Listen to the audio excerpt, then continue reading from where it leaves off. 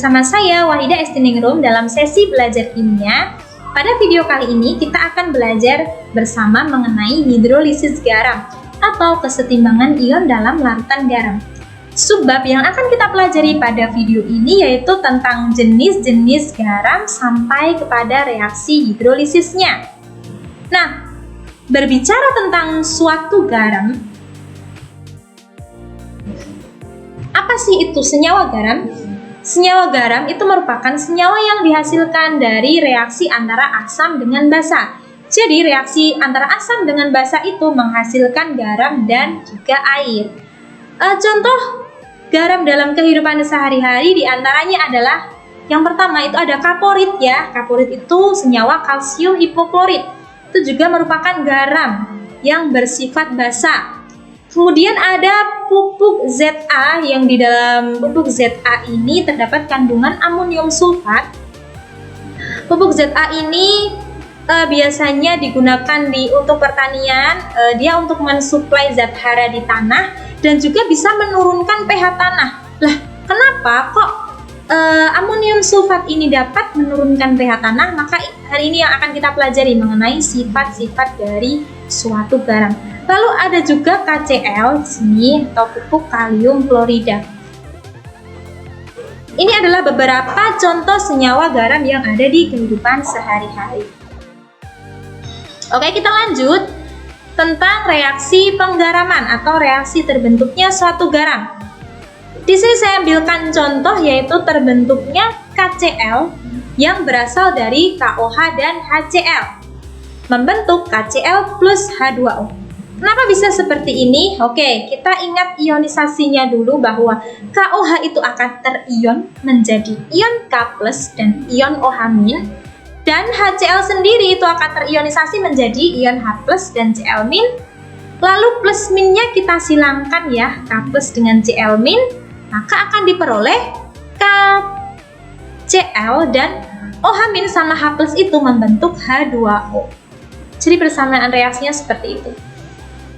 Contoh yang kedua yaitu NH4 2 kali SO4 atau ini tadi amonium sulfat. Nah, amonium sulfat itu berasal dari asam kuat H2SO4 dan basa lemah NH4OH, kemudian dia membentuk amonium sulfat dan air. Kenapa reaksinya bisa dituliskan seperti ini? Mari kita lihat ionisasinya dulu ya. Bahwa H2SO4 itu akan menghasilkan kation K+ dan anion SO4 2-. Kemudian NH4OH itu akan terionisasi menjadi NH4+ ditambah OH-.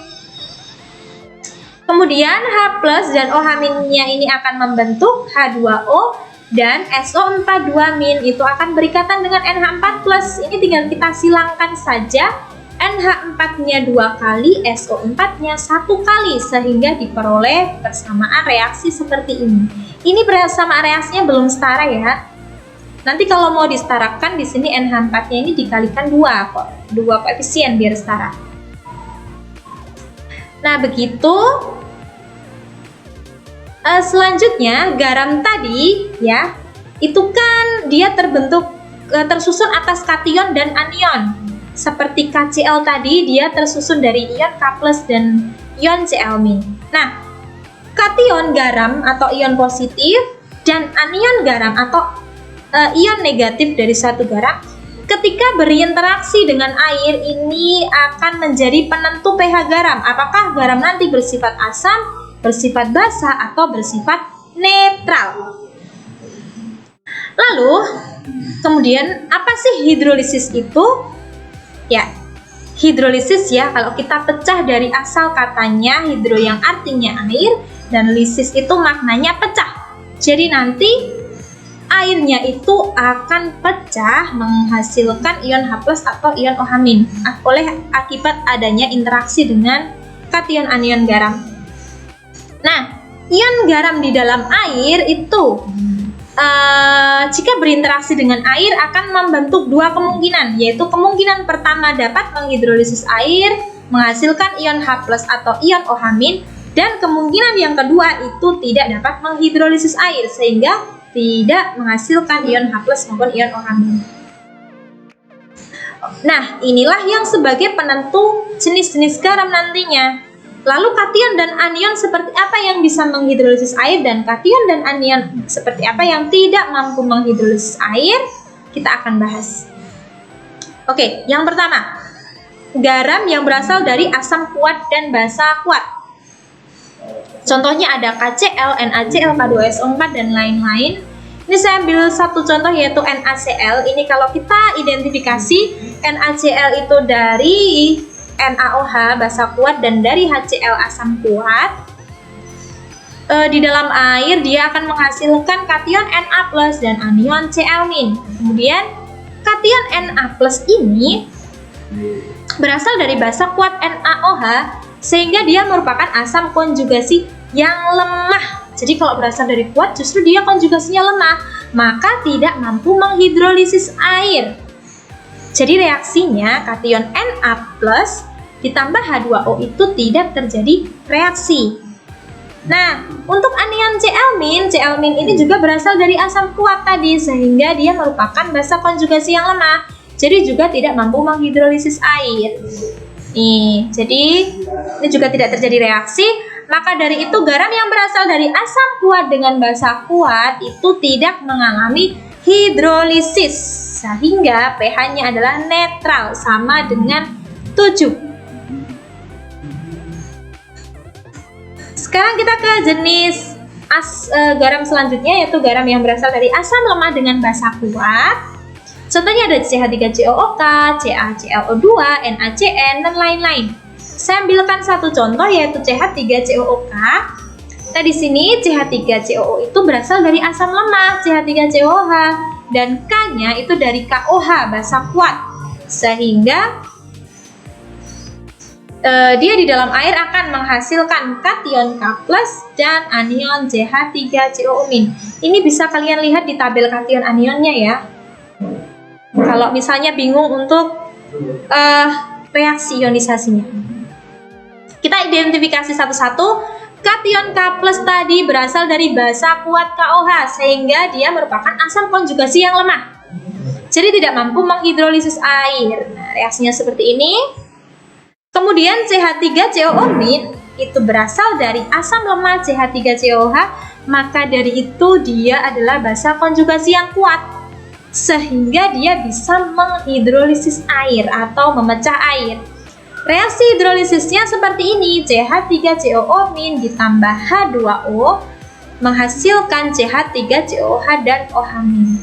Kenapa bisa demikian? Oke, kita ingat bahwa H2O itu mengandung kation H+ dan anion OH-. Nah, ini kan tadi dia dari asam lemah maka adalah basa konjugasi yang kuat, jadi mampu menarik H+ dari air ini membentuk CH3COOH. Dan di sini masih ada ion OH- yang dilepaskan dalam bentuk ion OH-. Jadi gitu ya, plus nanti akan sama min, jadi min sama plus gitu. Nah, karena menghasilkan ion OH- inilah yang menyebabkan garam yang berasal dari asam lemah dengan basa kuat itu bersifat basa dan dia mengalami hidrolisis parsial atau sebagian. Lebih tepatnya yaitu hidrolisis anion garamnya. Karena yang terhidrolisis hanya anionnya, sementara kationnya ini tadi tidak. Selanjutnya yaitu garam yang berasal dari asam kuat dengan basa lemah. Contohnya adalah ini, saya ambilkan satu contoh yang mau kita bahas yaitu NH4Cl. Oke, NH4Cl ini di dalam air dia akan terionisasi membentuk NH4+ dan Cl-. Dari NH4+, NH4+ itu adalah kation garam yang berasal dari basa lemah NH4OH sehingga dia adalah asam konjugasi yang kuat karena berasal dari basa lemah.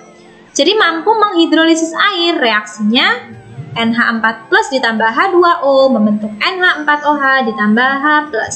Ini ya, kita breakdown satu-satu. Ini NH4+-nya akan menarik ion OH- dari air sehingga membentuk NH4OH dan H+-nya dilepaskan sebagai ion hidronium H+. Karena menghasilkan ion H+ inilah yang menyebabkan garam yang berasal dari asam kuat dengan basa lemah itu bersifat asam. Kemudian Cl- sendiri dia merupakan anion garam yang berasal dari asam kuat HCl, sehingga dia adalah basa konjugasi yang lemah.